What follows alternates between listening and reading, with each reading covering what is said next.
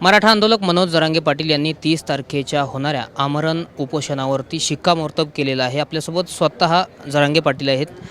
काय सांगाल, आज तुम्ही आता फायनल केलं, एकतर आरपारची लढाई म्हणून तुम्ही आता घोषित केलं आहे. काय सरकार एकतर आरक्षण देईन नाहीत, मला मरून देईन उन्हात तरफडून. काय त्याला त्यात काय वाईट, मी काय वाईट बोलतोय, मी काय वाईट सांगितलंय. भर उन्हात ह्या मे महिन्याच्या कडक उन्हाळ्यात हे रखरखतं ऊन आहे, लय लय होईल जीवाची. एक तर आरक्षण देईल सरकार, नाही तर उन्हात तरफडून मरून देईल. मी सज्ज झालोय, तयारी मी माझी. घाताने बळी गेलाय तर त्याला फडणवीस जबाबदार असतील असं तुम्ही म्हणालात. नेमकं हे उपोषण आता कुठं होणार आहे? हेच ठिकाण आहे की इतर कुठे होणार आहे? नाही नाही, या ठिकाणी नाही. तिथं ना सावली असणार आहे ना, काय असणार आहे ना काय. मी एखाद्या जंगलात बसल किंवा एखाद्या रानात बसन उन्हात, पण बास टाकणार आणि बसून जाणार. तिथं काय नाही, चप्पल बी नाही घालणार पायात. हो दे जाळ, शरीराची आग लागू दे पूर्ण. समाज बांधवांना काय आव्हान करणार आहे? नाही, आता ते आव्हान करण्यासारखं नाही आहे आणि ते ऐकणार पण नाही आहे. तुम्ही उपोषणला बसले की ते मलाही माहीत आहे. माझा मायबाप, माझं कुटुंब, परिवार मी समाजाला मानलेलं आहे. त्यामुळे त्यांनाही अन्नात गोड जाणार नाही. ते मला असं उपोषण करू देत नाहीत आता एवढ्या उन्हात. आता ते घरात झोपणं अवघड आहे, कारण सरकारनं तयारी करू दिली नाही मला आंदोलनाची, म्हणून मला तो निर्णय घ्यावा लागला. मी TV 9च्या माध्यमातून हे जाहीरपणानं सांगतो की मी आंदोलनाची तयारी केली असती, गावागावात बैठका घेतल्या असत्या, तर मी याच ठिकाणी आंदोलन केलं असतं. पण त्यांच्यावर विश्वास ठेवला मी, मुख्यमंत्र्यांवरती. त्यांनी सांगितलं 100% आरक्षण देतो आम्ही, आणि मग आम्ही 100% आरक्षण देतो म्हणल्यामुळं आम्ही विश्वास ठेवला आणि बैठका बंद केल्या राज्यातल्या. आणि आता तुम्ही 28 तारीख केली, 2 दिवसात आम्हाला तयारीच नाही होऊ शकत. म्हणजे आंदोलन तुम्ही थोडक्यात मोडायचाच प्रयत्न केला होता. मी मोडून नाही देणार, म्हणून मला ही कठोर उन्हात उपोषण करायचे. या मे महिन्याच्या पाणी न पिता, जेवण न करता, पायात चप्पल बूट न ठेवता मला करण्याची वेळ आली. यांनी माझ्या बैठका घेऊ दिल्या असत्या तर मला ती वेळच आली नसती. यांनी डाव टाकला होता. मला वाटलं देतील 100%. माझ्या मराठा समाजालाही वाटलं होतं की 100% आरक्षण देणार, सोडणार नाहीत, ते 100% देतील. मग त्यांनी ते विश्वासघात केला. दगा समाजाशी नाही करायचा, दगा नाही करायचा. मी सज्ज आहे ना, मी माझ्या समाजासाठी टोकाचं लढायला तयार आहे आणि मी लढणार आहे. एक मात्र पुन्हा पुन्हा तेच सांगतो की ती अवघड आहे. मराठा समाज, त्यांना अन्न गोड लागणार नाही. खूप मोठा वर्ग, करोडोत वर्ग आहे की तो माझ्यावरती प्रेम करतो. ते घरदाराकडे लक्ष देत नाही, लेकराबाळाकडे लक्ष देत नाही, इतकं आंदोलनाकडे लक्ष असतो. ते धावत पळत निघणार आहेत लोक. लय अवघड आहे. मराठा समाज लय प्रेम करतो अति. मी तर काय त्यांच्या लेकराच्या कल्याणासाठीच लढतो. मी तरी दुसरं काय करतच नाही. सरकार फक्त वेळ काढूपणा करते. केला आत्तापर्यंत 10 महिने वेळ, उद्याच्याला 29 मेला 10 महिने होती. 1 महिन्याचा वेळ मागितला होता त्यांनी सगळ्या मागण्यासाठी, मंजुऱ्यासाठी. काय मागण्या सांगायच्या बार त्यांच्या पाठ झाल्यात, त्याच्यावर PhD झाली सरकार. आम्ही फडणवीसांना बोलतो म्हणजे काय, तुम्ही करा ना रे, तुम्ही राज्य करा ना मराठ्यांच्या मनावरती देऊन. तुम्ही करत नाहीत, मग बोलणार नाहीत तर काय. ते माणसं घालते. तुम्ही शरद पवारांना बोला का, कशामुळे बोलायचं? ते सरकारमध्ये आहेत का? तुम्ही ठाकरेंना बोला का, कशामुळं रे? ते सरकारमध्ये आहेत का? ते होते सरकारमध्ये. बघ, बोलतो कोणकड नुसतं, बोलत जाऊ नको ते भांग पेल्यासारखं. बोलत जाऊ नको, मग बघत जाय आधी. साष्ट पिंपळगावच्या आंदोलनाच्या वेळेस ठाकरे सरकारच्या विरोधात काय केलं आहे आम्ही बघ. शिंदेच्या विरोधात बोला, अजितदादांच्या विरोधात बोला, का बोलत नाहीत? नारायण राणेंच्या विरोधात का बोलत नाहीत? अशोक चव्हाणांच्या विरोधात का बोलत नाही? का बोलायचं? ही अशी उलट्या खोपडीची. काँग्रेसच्या विरोधात का बोलत नाहीत? कशामुळे बोलायचं? सत्य ते आहेत, सत्ता भोगायची तुम्ही, मजा मारायच्या तुम्ही. सरकार जनतेच्या पैशाच्या जीवावर मलाई खायची तुम्ही, आणि मराठ्याची इकडं वादं लावून देता काय? इकडं वादलं तुम्ही का पागल समजता का दुसऱ्याला? तुम्ही लय स्वतःला शहाणं समजता? तुम्ही कामं करा ना, याला बोला त्याला बोला. सत्ता भोगायची तुम्ही, बोलायला लावतो दुसऱ्याला, अंगावर घालतो का माणसं? बोलू ना त्यांना बी, एवढी सत्तेत पालथं उलतच करतो.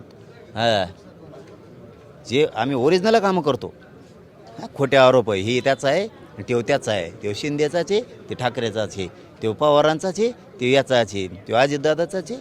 खोटे आरोप करायचे. नीच वागायचं तुम्ही, नीतिमत्ता सोडून बोलायचं तुम्ही, प्रयोग तुम्ही करायचे. आणि आम्हाला इकडं सांगायचं एवढं सोपं समजू नका आम्हाला मराठ्याला तुम्ही. उद्या प्रसाद लाड आणि राधाकृष्ण विखे पाटील येत आहेत. मागही प्रसाद लाड येऊन गेले, तुमचा निरोप मुख्यमंत्र्यापर्यंत पोहोचवतोय, मात्र तुम्हाला काही उत्तर आलंय का आणि उद्याच्या भेटीवर काही काय बोलणार? नाही नाही, येऊ द्या ना. ते काय येतात गप्पा हाणायला, ते गप्पा हाणायला येतात. ते काय मराठ्याला येड्यात काढायला येतात, मराठ्यावर अन्याय करायला येतात. मी मराठ्यावर अन्याय नाही होऊन देत. मी आहे नाही इथं बसलेलो. मी अन्याय नाही होऊन देत. येऊ द्या, आल्यानं काय होतं. आमचा लाडभाऊ प्रसाद लाडांवरती रोषच नाही आहे, कारण त्यांनी सांगितलेलं मी मराठ्याचा आहे, मी माझ्या जातीसाठी करतो आहे. आम्हाला गर्व वाटला. पुढचा करणारा नीट नाही आहे, त्यांना दोष देऊन काय उपयोग आहे? काय उपयोग काय? त्यामुळे त्यांना दोषच देत नाहीत आम्ही. शिंदे आणि अजितदादांच्या मंत्र्यांना टार्गेट केलं जात आहे, तुम्ही मगाशी बोललात, हे कशा? ते म्हणते तर, ते म्हणले तर, तोंडाने म्हणले तर. काढा बाईट 16 तारखेची त्यांची. म्हणलेत का नाहीत की तुम्ही तुमच्या आवडत्या मंत्र्याला भेटायचं का, फडणवीस साहेबाला नाही भेटायचं का? 100% आम्ही मागण्याची मंजुरी देतो. बोलीला आम्ही त्यांना केलं का म्हणून बोलतो, हे समजून घ्यायचं. अरे ते काय कामं करतात, गोरगरिबांचे प्रश्न असले ना डायरेक्ट रस्त्यावर येतात, लगेच आडवे येणार. हल्ले करून आंदोलन नाही मोडीत. ते लगेच प्रत्यक्ष लोकांच्या समस्या जाणून घेतात, प्रोटोकॉल मोडीत येतात. स्वतःला मंत्री नाही म्हणत, ते धडाधड जातात, धडाधड. कुठं पण तुम्ही तसे शाही थाटू तुमचं दम्मानी. अरे तुमचा PNOID सापडायला 1.5 महिना जातो. एक काम सांगितलेलं फॉलोअप घ्यायला नुसता फॉलोअप, आणि ते गचकुंकडं घुसतात. अजितदादाचे मंत्री, शिंदे साहेबाचे मंत्री. तुम्हाला बरोबरी करायची असेल ना तर कामं करावं लागतात. तुम्ही कामं करता पण कोणचे? रस्ते, आणि त्या रस्त्याच्या कॉन्ट्रॅक्टकडे तुमच्याच नेत्याला. हे तुमचे कामं. मोठाले भूखंड, त्याच्यावरती लिलाव टाकायचा, तो तुमच्याच नेत्याने उचलायचा. हे तुमचे कामं. ती कोणची लांबकुळी ट्रेन आणली एक नवीन, नुसती काचाची, कोणची म्हणते तिला ती, कायची हां मला वाटतं ते वेगळ्या ट्रेन आणल्यात. पहिल्या त्या दाराच्या होत्या, काचा नाही, फाचा नाही, काय. ते टेंडर यांना. मग या नवीन यांनी डांबरी सोडून दिली, सिमेंट रस्ते आणले. सिमेंटाच्या कंपन्या यांच्याच, टेंडर यांचेच. हे यांचा विकास अंतरवली चालता आहे ना रस्त्याने. ते म्हणतात लय डेव्हलप व्हायला लागलं. काय डेव्हलप झालं? अरे लोक लेकराला शिक्षण नाही राहिले नीट. शेतकरी फाशी घेऊन मारायची वेळ आली. त्या शेतकऱ्याला डिझेलसुद्धा मिळालं नाही. इतके हाल चालेत. लाईटसुद्धा नाही शेतात पाणी द्यायला. ये ना जरा ग्रामीण भागात हिंडना. 6 घंटे लाईट दिली, 6 घंटे. बिल भरीत नाहीत काय आम्ही शेतकरी? बिल नाही भरीत. आमच्या हातात तेवढंच पीक आहे ऊसाचं. ते तर घेऊ दे ना पाणी देऊन 24 घंटे. ते तर घेऊन दे ना. तो आहे घरातली 5 मिनटं लाईट जाती का मंत्र्याच्या नामदाराच्या? जाती 5 मिनटं नाही ना. आणि मग आम्हाला ऊसाला पाणी देऊ दे. इकडं उली बागा त्या केल्यात लोकांची, छोट्या फळभाजी बागाला लावल्या, देऊन देऊन पाणी. सगळं बंद केलं, वाटोळं करून टाकलं. आणि तिकडं दाखवितात कुठं यावर झालं आणि त्यावर झालं, कुठं बंदर धरतात आणि कोणत्या बंदरावर कोणत्या बोट्या उभा करतात आणि काय येडं गांडीचे कामं करतात. आणि इकडं लोकाला म्हणतात येडं भोकावणे बोलत आहेत. केवळ हे चर्चेचं गुराळ सुरू आहे. चर्चेचं गुऱ्हाळच नाही तर काय, पुरं गांड वसून टाकली. नुसता फेस पाडा चर्चा करू कायला बोचायची करतो रे चर्चा. आता फायनल ठरलंय मग तुमचं? आता काय ठरायचं राहिलं बा, तो पूर्व ऐकलं ना बाबा. आता काय तो फेस पाडीला बाबा आपला सगळं ठरलं. आता मरूस तर मी उठत नाही. तुला काय करायचं? तू तिथंच राह मायापाशी. तुम्ही म्हणालात की रखरखत्या उन्हात आता जीव गेला तरी एवढा टोकाचा निर्णय का? काय करू? समाजाच्या लेकराच्या आयुष्याचं जर यांनी बरबादी करायचं ठरवलं, यांनी उन्हाळा केला माझ्या समाजाच्या लेकराचा, वाटोळं केलं. यांना मग गोरगरीब मराठ्यांची हाय लागणार आहे. हो, मी जाहीर सांगतो तुम्हाला, माझ्या करोडो गोरगरीब मराठा समाजाच्या लेकराची हाय लागणार आहे. कारण माझा समाज लय कष्ट करतो, अति कष्ट करतो आणि लेकरं बाळा शिकवतो. नाही लेकरं बाळीचं कल्याण होऊ देत नाही का? भाजपच्या मराठ्याच्या लेकरा बाळाला आरक्षण लागत नाही लागत. काँग्रेस शिवसेनेच्या लेकरा बाळाला आरक्षण लागत नाही. लय कष्ट करतो माझा समाज. माझ्या समाजाच्या लेकरा बाळाचं उन्हाळा केला यांनी, आयुष्य उद्ध्वस्त केलं. लय हाय लागणार आहे यांना. तुम्ही हल्ला करण्याचा प्रयत्न केला तर याचे परिणाम गंभीर भोगावे लागतील, म्हणजे तुम्ही अशी शंका का उपस्थित केली? कसं काही यावेळेस होऊ शकतं? नाही, ते फडणवीस हल्ल्याशिवाय दुसरं काहीच येत नाही त्यांना. रानात हल्ले करणं, पोलिसांना पाठवून धिंगाणा घालणे, रेटारेटी करणे आणि लोकांनी रेटीला म्हणून सांगणे, त्यांनीच आमच्यावर हल्ला करणे, तेच सामूहिक कट रचून येणार, आमच्यावरच 120 बचे कलमा लावणार, तेच 307 सारखे गुन्हे आमच्यावर लावणार, हाणणार तेच. याच्याशिवाय काय आलं आयुष्यात? मनं जिंकायची असतील ना तर मोठमोठाले कामं करावं लागते आणि मग माणूस जनतेच्या मनावर राज्य करत असतो. असं नाही. आणि त्या भानगडीत त्यांनी पडू नये हल्ल्याच्या. आता ते झालं एकदा, आता ते खूप झालं, ते झालं ते. त्या भानगडीत पडू नये. एवढा मराठा समाज कमी नाही. पण माझं आव्हान आहे मराठा समाज, अजिबात कोणीही कुठल्याही वेगळ्या प्रकारचं आंदोलन वाईट करायचं नाही. कायदा सुव्यवस्था बिघडेल असं एकही काम करायचं नाही. मी तुमच्या लेकरा बाळाच्या कल्याणासाठी जीवाचं रान करायला तयार आहे. जीव व्हायचं ते होईल. मी माझ्या जीवाची लाईलाही करून घ्यायला तयार आहे.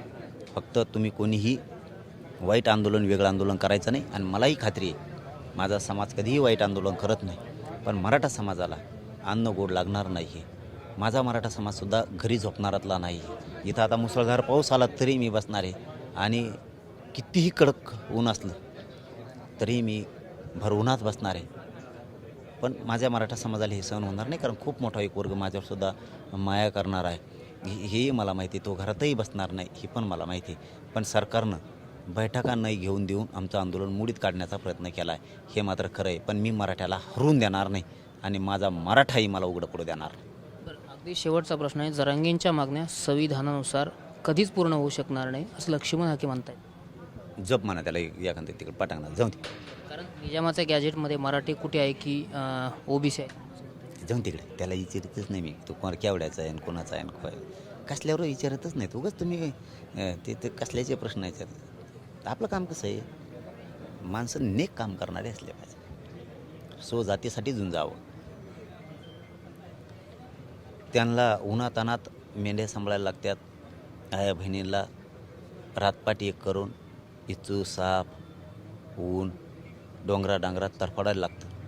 त्यांच्या लेकरा बाळाचं आयुष्य मोठं करण्यासाठी लढावं. असे फुकटचं काहीतरी बोलायचं आणि आपली पत घालायची हे कामं करू नये.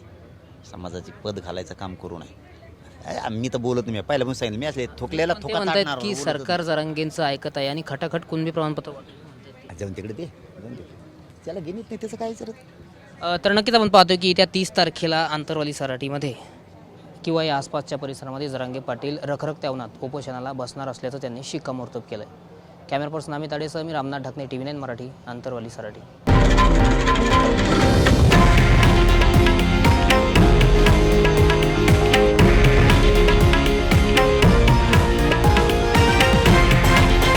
हे आहे देशातील नंबर 1 न्यूज नेटवर्क आणि आपण पाहत आहात TV9 मराठी, एकमेव.